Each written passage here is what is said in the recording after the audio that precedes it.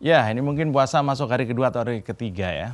Kita slow saja, kita nggak akan merosting siapapun. Kita ngomongin sesuatu yang menjadi kebanggaan kita belakangan ini, yaitu Papua. Karena Pak Jokowi baru aja pulang dari sana. Ya, isu soal Papua itu kerap hangat di media ya. Provinsi yang di ujung timur wilayah Indonesia ini kaya dengan berbagai berita. Dari mulai sejarah yang sering disalahartikan sebagai provinsi termuda yang baru bergabung ke NKRI pada tahun 1963. Padahal nggak seperti itu. Ya, Bung Karno sendiri pernah mengatakan bahwa wilayah Papua sejak awal termasuk wilayah Indonesia sebagai wilayah jajahan Belanda. Tapi Belanda menunda penyerahan Papua, bahkan ingin menjadikan Papua itu boneka dengan mengulur waktu penyerahan melalui konferensi meja bundar. Masih ingat kan konferensi meja bundar? Waktu SD kan sering kita bahas itu. Ya, konferensi meja bundar. Bung Karno yang nggak sabar akhirnya menggelar operasi Trikora untuk merebut kembali Papua. Nah, itu sedikit sejarah tentang Papua ya. Ya, soal ini kerap dimanipulasi bahwa seolah sejarah Papua itu berbeda dengan Indonesia katanya. Sehingga layak merdeka. SJW biasanya begitu ya. Ya, sesuai dengan keinginan Belanda sejak awal yang dihembuskan agar bangsa Papua merdeka dan tetap bisa menjadi boneka mereka. Biasa, Belanda suka berstrategi yang aneh-aneh. Dikiranya kita nggak tahu. Ya, kemudian setelah Papua kembali ke pangkuan Indonesia, celakanya pembangunan Indonesia mengalami ketimpangan luar biasa. Jawa sentris orang menyebutnya. Pembangunan di Jawa luar biasa cepatnya, sementara di Papua lambatnya sulit dilogika. Kalau dikaitkan dengan kekayaan alam yang dimiliki oleh Papua, sulit dinalar. Salah satu tambang terbesar di dunia adalah emas Papua, yang dikelola oleh perusahaan Freeport dari Amerika. Sejak zaman Soeharto, pengerukan emas Papua luar biasa. Tapi kontribusi terhadap masyarakat sekitar dari keuntungan yang diperoleh bisa dikatakan nggak ada.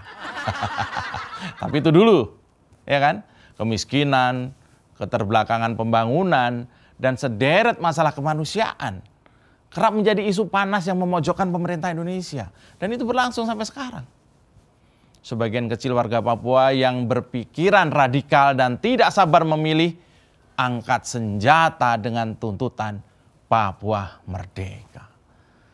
Ya, kita kuliti lagi tentang Papua ini dan ada apa di sana kok masyarakatnya sangat senang sekali dengan Pak Jokowi setelah yang satu ini.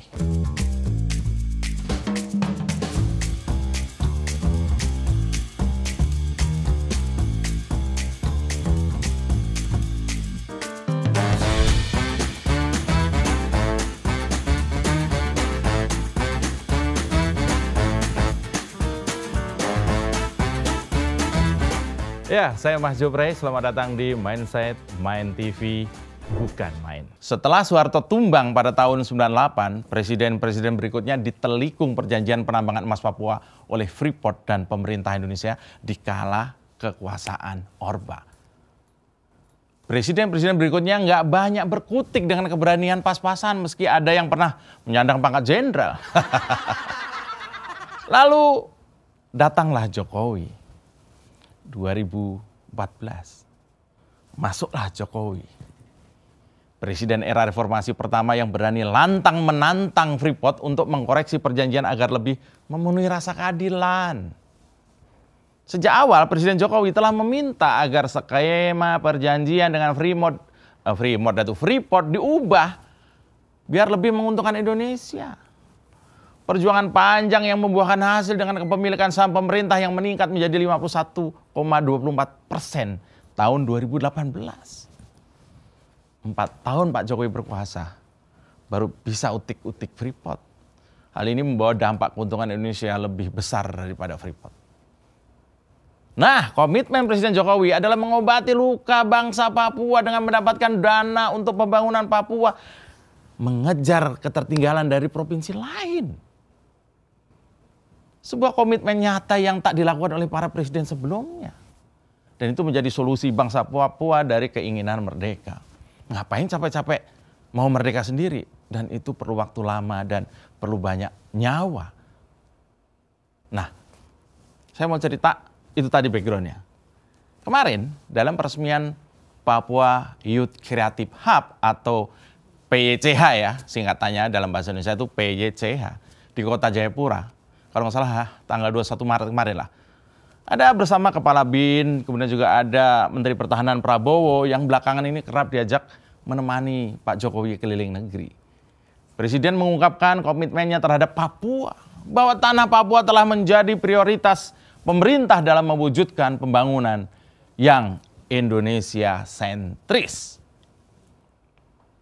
Nah, salah satu komitmen pemerintah adalah pada pembangunan sumber daya manusia melalui Youth Creative Hub atau PYCH tadi yang dibangun oleh Kementerian PUPR dengan berbagai fasilitas.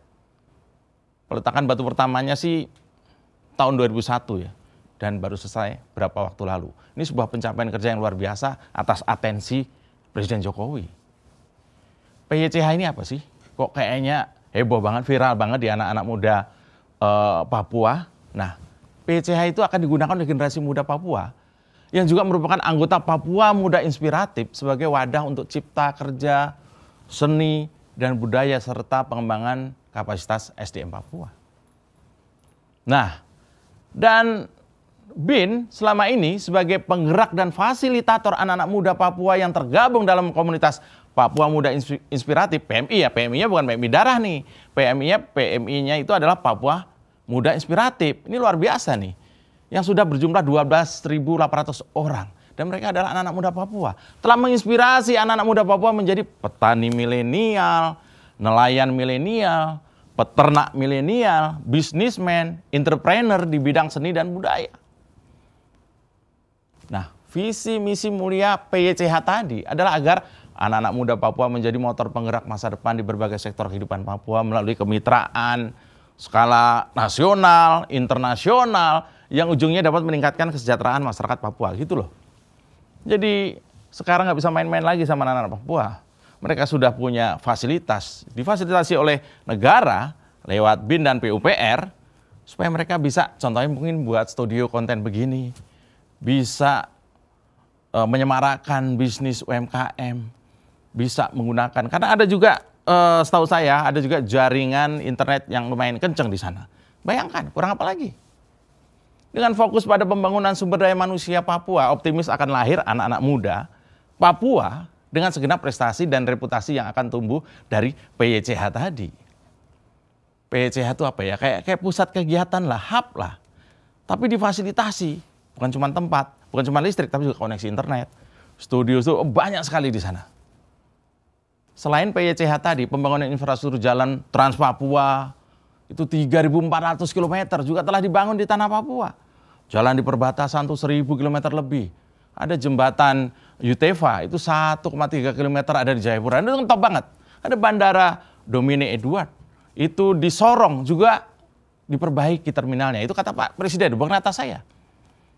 Bandara di Wamena telah dibangun, kemudian juga pembangunan lintas batas di 3 lokasi, di Skau, kemudian juga di Sota, dan yang terakhir di Yetetkun Bovendigul. Itu kata Pak Jokowi kemarin. Wah, saya lihatnya aja merinding. Ini sebuah kerja yang luar biasa dalam kurun waktu kurang dari 10 tahun. Bayangkan, berpuluh-puluh tahun Papua ini seperti anak tiri. Begitu datang Pak Jokowi, ini seperti bukan anak kandung lagi, anak emas seolah-olah. Ini salah satu pertumbuhan ekonomi di Papua itu telah banyak terpenuhi ya. Syarat-syarat pertumbuhan ekonomi di Papua yang dulu tertinggal sekarang sudah banyak yang terpenuhi dengan infrastruktur yang memadai. Dan sambutan kegembiraan yang luar biasa kemarin saya lihat aja di YouTube-nya waktu peresmian Papua Youth Creative Hub ini. Menandakan Presiden Jokowi telah mampu mengobati luka hati bangsa Papua yang selama ini menjadi anak tiri. Goyau Jokowi. Itu tadi mindset saya untuk Main TV. Bukan main. Papua